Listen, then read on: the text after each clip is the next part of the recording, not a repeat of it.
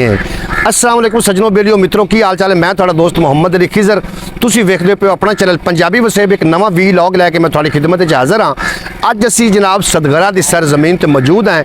मेरे नाल हमेशा की तरह परवेज़ सुमरो साहब, भाई मोहम्मद बिलाल अहमद साहब, जनाब हाफिज़ जैन कादिर सरवरी कादरी साहब और भाई सब्तैन साहब ते भाई मोहम्मद अवैस साहब। ये जनाब मेरे नाल ने। असी भाई जैन कादर को आया से जनाब, इन्होंने असी मेहमान हैं और ये सानू लैके आए ने मकबरा है मीर चाकरे आज़म। मीर चाकरे आज़म रिंदान जिन्हों का मकबरा जनाब सदगरा के बिल्कुल करीब है। असी सदगरे का थोड़ा पूरा व्यू भी खाना है, तुसी वीडियो को स्किप नहीं करना ताकि पूरी गलबात पूरा नज़ारा थोड़ी समझ आए।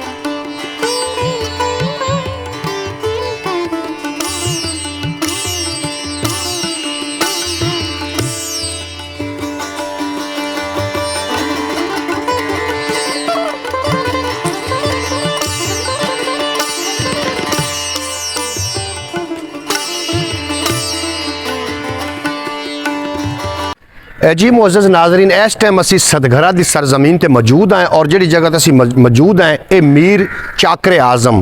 कुछ चंद दिन पहले मैं लाहौर तो मेरा गुजरगाह हो रहा तो एक इंटरचेंज मैनू नज़र आया जिसका नाम मीर चाकरे आज़म इंटरचेंज आ। और मेरे अंदर एक जुस्तजू पैदा हुई कि मीर चाकरे आज़म कौन आ। ये जुस्तजू मैं सदगरा की ज़मीन पर पहुँचा सरजमीन पर, और जो तुसी मुजस्मा वेख रहे हो ये मीर चाकरे आज़म का मुजस्मा है।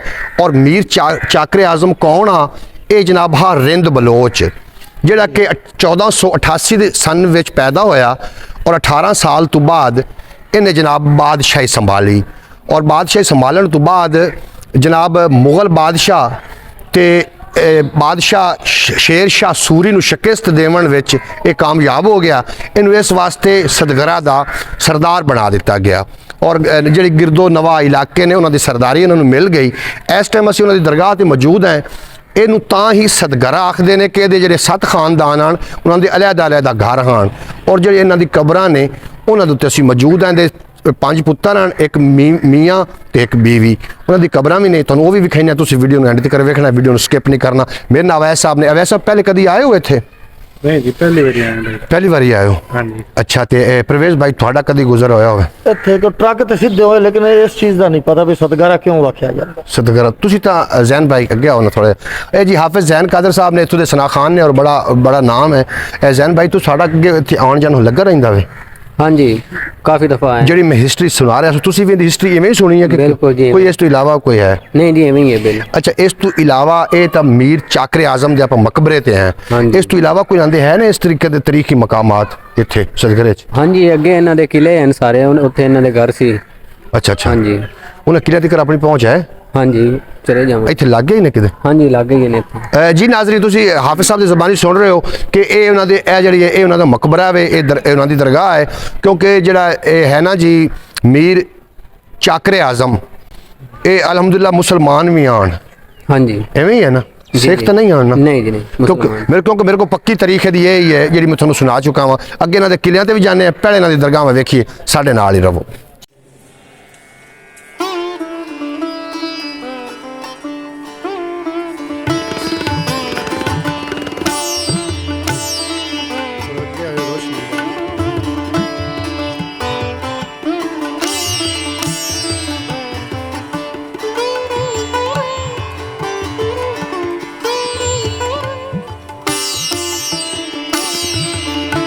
जी मुअज़्ज़ज़ नाज़रीन, इस टाइम असी मकबरे के अंदर मौजूद हैं और इस मकबरे के अंदर जड़ियाँ 5 कबरां ने ये अंदर जनाब अजीम शान सिपा सलार बलोच सरदार मीर चाकरे आजम रिंद ਇਹਦੀ ਜਿਹੜੀ मैं पहले तारीख वीडियो ਦੇ ਵਿੱਚ ਤੁਹਾਨੂੰ ਦੱਸੀ है 1488 शायद दसी है लेकिन इन्हों की तारीख पैदाइश है 1468 उत्थे असी मकबरे के अंदर मौजूद हैं। इस मकबरे के अंदर जनाब 7 कबरां ने जिहड़ियां कि 3 कबरां मीर चाकरे आजम के बेटियां दियां ने ते 2 कबरां मियाँ बीवी दियां ने और इन्हों का जो किला है वह भी असी नज़ारा करांगे। परवेज़ सुमरो साहब थानू इत्थे आके कुछ सकाफत याद आ रही है ना कि बलोच बरादरी का यह शिजरा है बिल्कुल जी। रिंद लशार यानी कि लशारी कौम हाँ जी। तो इस तो इलावा कुराई होत जट्टू बोलू अली ये बोलीदी कबीला क्योंकि इन्हों के जोड़े बलोच रवायत के मुताबिक इन्होंने मुख्तलिफ जोड़े ने ये जनाब कबाइल ने। इस तो बाद तुसी तस्वीर ते वेख रहे हो जनाब वीडियो तुसी वेख रहे हो इस ये कबीला है और बड़े जंगजू हैं और बड़े बहादुर हैं मीर चाकरे आजम जिन्हों की वजह तो इन्हों का बहुत बड़ा नाम होया और इन्होंने सदगरा के अंदर अपना बड़ा मकाम हासिल किया। उन्होंने मुजस्समा बना के रखे थानू वो भी विखा देने।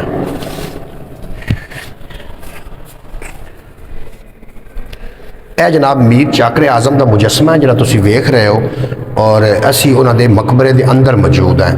तो बाकी का नज़ारा भी थोड़े नाल शेयर करना हो सकता है कि वीडियो थोड़ी लंबी हो जाए लेकिन तुसी साडे नाल रहना इसकी पूरी तारीख की पूरी गलबात असी थोड़े नाल शेयर करनी ताकि तुसी इस तू आगाह हो सको और तुहानू तारीख के बारे कुछ ना कुछ मालूमात हो सके। मेरी नाकस जी अकल के मुताबिक जितना मैनू याद है मैं तुहानू ज़रूर दसांगा।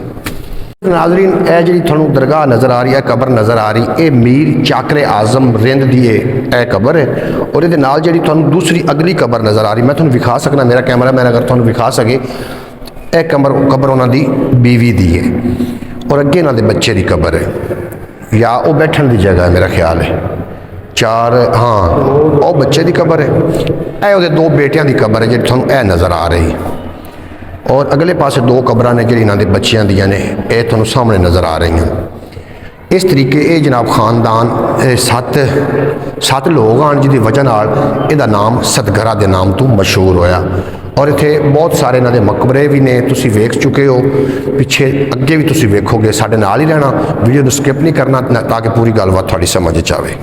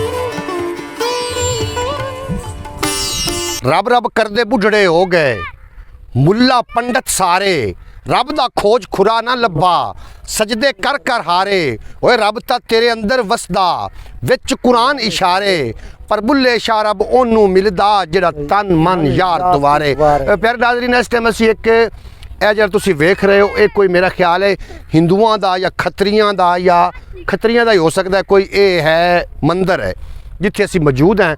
ਇਹ ਮੰਦਿਰ ਹੈ ਖੱਤਰੀ ਕਿਸੇ ਦਾ। ਉਹ ਬਾਬੂ ਬੁੱਲੇ ਸ਼ਾਹ ਨੇ ਇੱਕ ਸ਼ੇਰ ਖੂਬ ਲਿਖਿਆ ਨਾ ਪਰਵੇਜ਼ ਭਾਈ ਸੁਣਦੇ ਪਏ ਹੋ ਠਾਕਰ ਨਾਲੋਂ ਠੀਕਰ ਚੰਗਾ ਜਿੱਥੋਂ ਪਾਣੀ ਪੀਵਣ ਕੁੱਤੇ ਔਰ ਖੱਤਰੀ ਨਾਲੋਂ ਚਮਿਆਰ ਚੰਗਾ ਜਿਹੜਾ ਪੈਰੀ ਪਵਾਵੇ ਜੁੱਤੇ ਮੁੱਲਾ ਨਾਲੋਂ ਕੁੱਕੜ ਚੰਗਾ ਜਿਹੜਾ ਆਣ ਉਠਾਵੇ ਸੁੱਤੇ ਉੱਠ ਕੇ ਬੁੱਲਿਆ ਯਾਰ ਮਨਾਬ ਮਤਬਾਜ਼ੀ ਲੈ ਗਏ ਕੁੱਤੇ। ਜਨਾਬ मोहतरम ਅਸੀਂ ਇਸ ਮੰਦਰ ਤੇ ਮੌਜੂਦ हैं और ਇਹਦਾ ਜਿਹੜਾ ਨਕਸ਼ਾ ਬਣਾਇਆ ਗਿਆ ਜਿਹੜੀ ਸੂਰਤ ਬਣਾਈ ਗਈ ਹੈ ਇਸ ਤਰੀਕੇ ਲੱਗ ਰਿਹਾ ਹੈ ਕਿ ਜਿਵੇਂ ਕੋਈ ਆਤਸ਼ ਕਦਾ ਹੋਵੇ। ਇਹ ਵੀ ਸਦਗਰਾ ਦੀ ਸਰਜ਼ਮੀਨ ਤੇ ਹੈ ਔਰ ਇਸ ਇਲਾਕੇ ਦਾ ਕੀ ਨਾਮ ਹੈ ਇਹ ਵੀ ਤੁਹਾਡੇ ਨਾਲ ਅਸੀਂ ਸ਼ੇਅਰ ਕਰਾਂਗੇ। ਇਹ ਜਨਾਬ ਇਸ ਤਰੀਕੇ ਮੈਨੂੰ ਮਹਿਸੂਸ ਹੋ ਰਿਹਾ ਜਿਵੇਂ ਇੱਥੇ ਕੋਈ ਸਦੀਆਂ ਤੱਕ ਅੱਗ ਬਲਦੀ ਰਹੀ ਲੇਕਿਨ ਜਿੱਥੇ ਜ਼ਿਕਰ ਸਰਕਾਰ ਦਾ ਨਹੀਂ ਹੁੰਦਾ ਉਹਨਾਂ ਘਰਾਂ ਵਿੱਚ ਉੱਲੂ ਬੋਲਦੇ ਨੇ। ਹੁਣ ਇੱਥੇ ਆ ਕੇ ਉੱਲੂਆਂ ਨੇ ਆਪਣੀ ਵਸਤਕ ਕੀਤੀ ਹੋਈ ਹੈ ਔਰ ਬਾਕੀ ਸਾਰੀ ਉਜਾੜ ਹੋ ਚੁੱਕੀ ਹੈ। ਇਸ ਵਾਸਤੇ ਜਨਾਬ ਹੋਸ਼ ਦੇ ਨਾਖੁਨ ਲਓ और सरकार दो आलम नूरे मुजस्सम सल्लल्लाहु अलैहि वसल्लम दे नाल वफावां करो ताकि कल नूं तुहाड़ियां कबरां जीवन। चलिए जी हुण आपां